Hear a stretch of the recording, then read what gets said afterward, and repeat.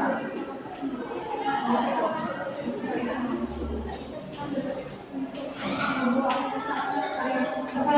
warahmatullahi wabarakatuh. Waalaikumsalam warahmatullahi wabarakatuh. Halo.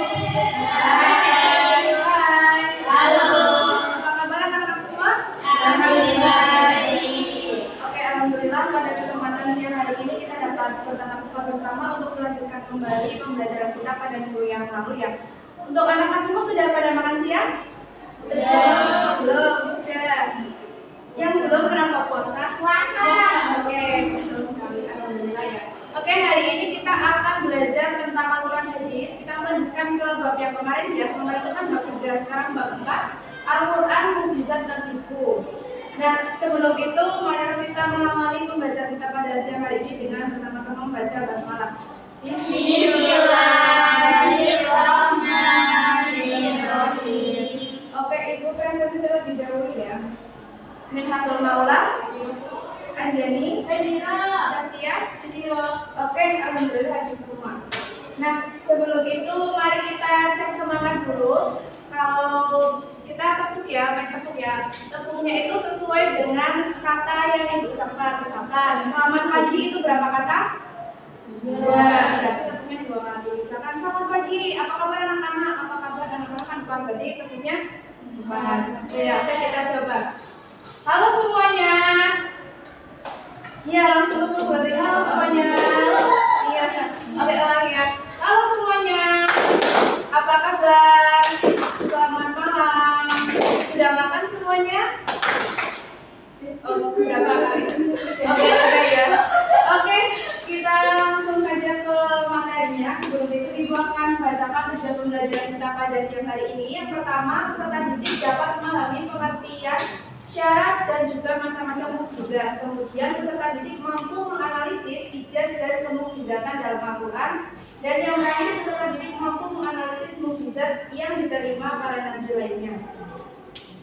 Nah, coba lihat gambar di sini anak-anak.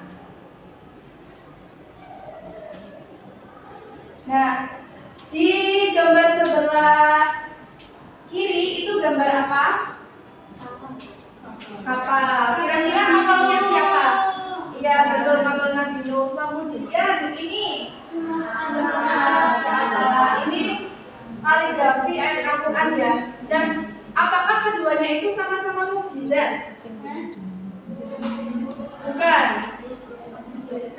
Tidak. Apakah keduanya itu termasuk mukjizat atau tidak? Ya, kalau yang ini sebenarnya iya. Ini itu ibarat Al-Quran ya, tapi model kaligrafi. Berarti keduanya sama atau tidak? Sama. Apakah ada yang membedakan antara keduanya itu? Ada. Oke, kalau ada, analisislah berdasarkan pendapat kelompok masing-masing.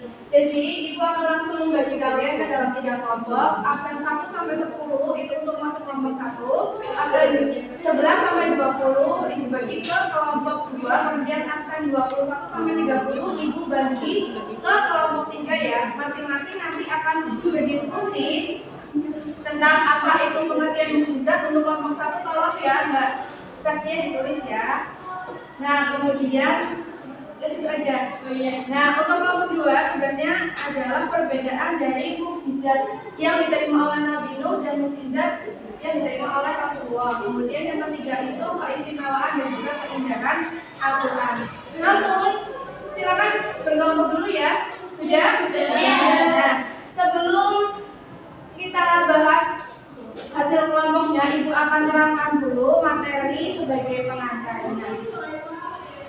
Nah, yang pertama, apa itu mukjizat? Makna Al-Quran mendefinisikan mukjizat yaitu, kita baca bareng-bareng ya, Ibu bacakan dulu, nanti anak-anak menirukan. Oke? Al-mu'jizatu hiya amrun Al-mu'jizatu hiya amrun khariqun lil adatin khariqun bil adati makrunun bitahadi makrunun bitahadi salimun anil mu'aradati. salimun anil mu'aradati. Mukjizat adalah hal yang bertolak belakang dengan kebiasaan, tidak seperti biasanya, dan melawan tantangan dengan selamat. Maksudnya apa? Oke, kita bahas di sini ya. Mukjizat itu berasal dari kata ajaza yang berarti melemahkan atau mengalahkan lawan, berkaitan dengan masalah yang dianggap punya nilai tinggi dan diakui keunggulannya oleh umatnya. Jadi mukjizat ini adalah sesuatu yang berasal dari Allah, kemudian diturunkan oleh Nabi dan Rasulnya sebagai tanda kekuasaan. Nah, asal katanya dari ajaza yang berarti melemahkan ataupun mengalahkan lawan. Contohnya tadi ya, Nabi Nuh itu mukjizatnya apa? Kapal. Nah, kapalnya itu bisa untuk mengalahkan lawan. Itu maksudnya apa? Pada saat itu kondisi Nabi Nuh itu diterjang banjir, sehingga untuk menyelamatkan umatnya yang setia dengannya itu menggunakan kapal besar yang bisa mengangkut ribuan orang seperti itu. Nah, kemudian fungsi dari mukjizat yang pertama adalah bukti kenabian dan kerasulan. Yang kedua adalah bukti kebenaran ajaran para rasul sebagai pembawa risalah kebenaran. Nah, kemudian tadi kan juga disinggung ya, antara kapal Nabi Nuh sama Al-Quran itu bedanya apa? Kan mereka sama-sama mukjizat, betul tidak? Nah, jawabannya di sini. Ada macam-macam mukjizat. Yang pertama adalah mukjizat muzi. Mukjizat muzi itu dapat ditangkap dengan panca indera. Nah, contohnya itu sesuatu yang berbentuk, misalkan seperti kapal Nabi Nuh. Kemudian yang mukjizat yang tamat itu Nabi siapa? Nabi Musa. Itu termasuk mukjizat muzi karena dapat ditangkap dengan panca indera. Kemudian yang kedua adalah mukjizat maknawi. Nah, mukjizat maknawi itu dapat dicapai dengan kekuatan dan akal. Contohnya apa? Al-Quran. Karena Al-Quran itu sudah tidak ada tandingannya dan itu merupakan salah satu bentuk kerasulan dari Nabi Muhammad SAW. Nah, kita lanjut nih, syarat-syarat mukjizat. Apa sih yang bisa disebut sebagai mukjizat? Yang pertama syaratnya adalah tidak dapat dilakukan oleh siapapun kecuali Allah. Maksudnya mukjizat ini walaupun diturunkan kepada Nabi, namun asalnya itu hanya dari Allah SWT. Kemudian yang kedua, sesuatu yang bertolak dengan kebiasaan ataupun hukum alam. Nah, contohnya kan dulu kisahnya Nabi Musa itu yang tongkatnya bisa membelah lautan. Itu kan juga salah satu melawan hukum alam ya, karena kan kalau misalkan kita sendiri di sini nih nggak bisa membelah lautan hanya dengan tongkat ya, betul? Nah, itu contohnya. Kemudian yang ketiga, sebagai saksi kenabian dan kerasulan atas bukti risalahnya, itu juga betul ya. Dan yang terakhir, tidak ada manusia yang sanggup mengalahkan mukjizat. Nah, kemudian ada keistimewaan ataupun kemukjizatan dari Al-Quran. Yang pertama ada ijaz Al-Quran, teguhnya kehebatan Al-Quran di hadapan jin dan juga manusia. Nah, aspek kemukjizatan itu yang pertama ada uslub ataupun gaya bahasa, keindahan bahasa Al-Quran dari lafaz dan susunan kalimatnya. Nah, siapa di sini anak-anak yang setiap sholat itu membaca Al-Quran? Saya. Masya Allah sekali. Sudah khatam berapa kali, Mbak Silna? Belum. Masya Allah ya. Itu kalau misalkan Mbak Silna ngaji, kemudian Mbak Anjani mendengarkan itu, kira-kira indah nggak suaranya? Indah sekali ya. Ya, betul. Kemudian yang kedua, semua manusia merasakan keagungan dan keindahannya, baik itu ayat Al-Quran yang dikumandangkan ataupun dibacakan, ataupun ayat Al-Quran yang ditulis seperti tadi kaligrafi ya. Kemudian yang ketiga, keindahan serta keanekaragaman susunannya, dan yang terakhir adalah kalimatnya lugas dan dapat dimengerti secara langsung. Nah, kemudian berdasarkan isi kandungannya, Al-Quran itu ada yang mengungkapkan berita gaib, kemudian yang kedua peristiwa yang akan terjadi baik di dunia maupun di akhirat. Kemudian yang ketiga itu adalah sumber hukum bagi umat Islam yang universal dan juga mencakup segala urusan kehidupan manusia. Itu dari segi kandungannya ya. Nah, ada juga nih keistimewaan Al-Quran lainnya. Ada yang namanya misteri angka 19. Nah, misteri angka 19 itu ini berkaitan dengan lafaz Bismillahirrahmanirrahim. Itu ada berapa kata? Kata Bismillahirrahmanirrahim. Bismillahirrahmanirrahim. Yang Anda dapatkan. Nah, itu ternyata ada kandungan maknanya, anak-anak. Yang pertama, Bismi itu berulang 19 kali dalam Al-Quran. Kemudian lafaz Allah itu berulang sekitar 2698 kali dalam Al-Quran. Berarti itu menunjukkan bahwa 19 kali 142 itu ada 2698. Kemudian lafaz Ar-Rahman itu ada 57 kali yang disebut dalam Al-Quran. Itu menandakan 19 kali 3. Berapa 19 kali 3? Iya betul 57. Dan yang terakhir itu Ar-Rahimi. Nah itu disebut 144 kali dalam Al-Quran, itu setara dengan 19 kali 6. Itu salah satu keindahan ataupun keajaiban dalam Al-Quran sedetail itu. Apa yang ada di dalam Al-Quran yang mungkin kita belum sadari ya. Nah sampai sini ada pertanyaan anak-anak? Ya, udah. Oke kita lanjut ya. Selain Nabi Nuh punya mukjizat kapal, kemudian Nabi Muhammad punya mukjizat Al-Quran, Nabi siapa lagi yang punya mukjizat? Oke, nih mukjizat Rasul dan Nabi terdahulu yang pertama dan Nabi Muhammad itu adalah mukjizatnya Al-Quran, kemudian jari yang mengeluarkan air saat sahabatnya kehausan, kemudian membelah gula dengan jari. Nah Nabi Nuh membuat kapal, Nabi Ibrahim tidak hangus dibakar api. Kemudian ada Nabi Musa, tongkatnya ya. Kemudian Nabi Daud, pelunakan besi dengan tangan kosong. Nabi Sulaiman mendengar dan memahami bahasa binatang. Dan yang terakhir Nabi Isa, membuat burung dari tanah, menyembuhkan orang buta, kusta, dan juga menghidupkan orang mati atas izin Allah. Dan materinya sudah selesai. Nanti untuk bahan diskusi, silakan anak-anak bisa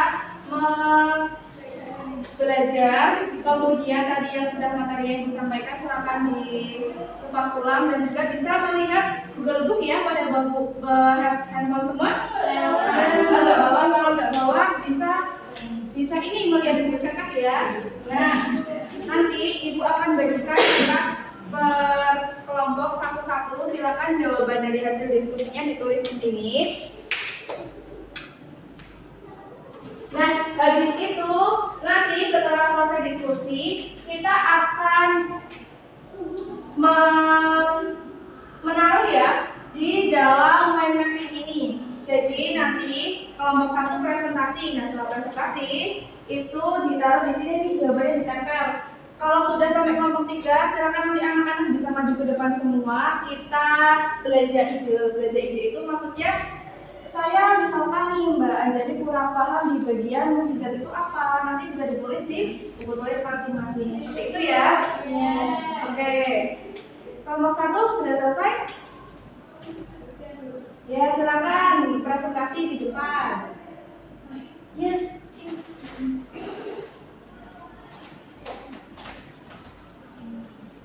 Secara etimologi, mukjizat berarti melemah atau mengalahkan. Mukjizat dapat diartikan sebagai sesuatu yang hebat dan luar biasa. Nah, fungsinya untuk membuktikan kebenaran, kenabian, dan kenabian bahwa mereka benar-benar utusan dari Allah SWT. Oke, betul anak-anak? Betul. Oke, silakan Mbak Iin ditempel di sini ya. Di sini. Oke, selanjutnya nomor 2. Ya, ini menyampaikan dari kelompok 3, mukjizat yang kita tahu itu contohnya itu kapal dan buku. Yang pertama itu bersifat fisik atau mukjizat isi. Nomor 2 itu hanya berlaku untuk kaum itu saja. Kemudian ada mukjizat Nabi Muhammad SAW Al-Quran. Yang pertama itu berupa kitab suci yang terletak pada aspek keindahan atau mukjizat maknawi. Kemudian yang kedua itu berlaku untuk seluruh umat manusia. Oke, betul anak-anak? Betul. Silakan Mbak ditempel. Gimana ya? Di sini ya. Oke, sekarang kelompok terakhir, kelompok 3. Siapa yang mau maju? Oke.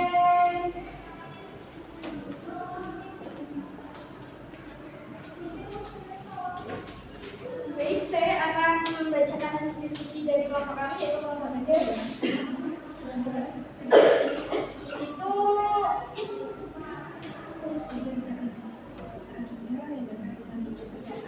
hal ini berkaitan dengan ijaz Al-Quran, yaitu teguhnya kehebatan Al-Quran di hadapan manusia dan jin. Indahnya terletak pada aspek bahasa, yaitu keindahan dan kelembutan bahasa Al-Quran. Serasian Al-Quran dapat dirasakan oleh semua lapisan manusia sesuai dengan akal dan perasaan. Kalimatnya lugas dan mudah dimengerti.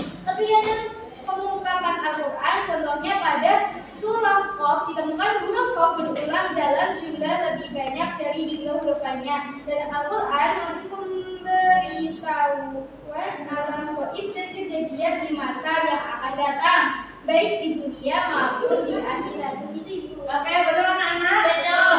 Oke, silakan belajar di kamar. Nah, setelah ini untuk menguji pemahaman anak-anak semua atau untuk memperkaya literasi, silakan anak-anak nanti habis pembelajaran ini nanti bisa ke depan ya, main mappingnya Ibu tinggal terlebih dahulu di sini. Nanti setiap kelompok maju ke depan untuk melihat nih ringkasan dari pembelajaran kita pada siang hari ini supaya ketika ada yang kurang paham itu bisa dicatat lewat buku. Paham semuanya? Oke, yang terakhir kita ke kesimpulan. Nah, Al-Quran adalah mukjizat terbesar dan abadi yang diberikan Allah kepada Nabi Muhammad. Keistimewaannya tidak hanya terletak pada keindahan sastranya yang akan tentang ini, tetapi juga pada kandungannya yang mencakup ilmu pengetahuan, hukum, dan juga petunjuk hidup bagi seluruh umat manusia hingga akhir zaman. Nah, jadi kita sudah belajar tentang Al-Quran, kemudian keindahannya, kemudian kita juga sudah belajar mukjizat dari Nabi terdahulu. Semoga pembelajaran kali ini membawa manfaat untuk anak-anak semua. Tetap semangat untuk ngajinya ya, yang belum khatam silakan dikatakan.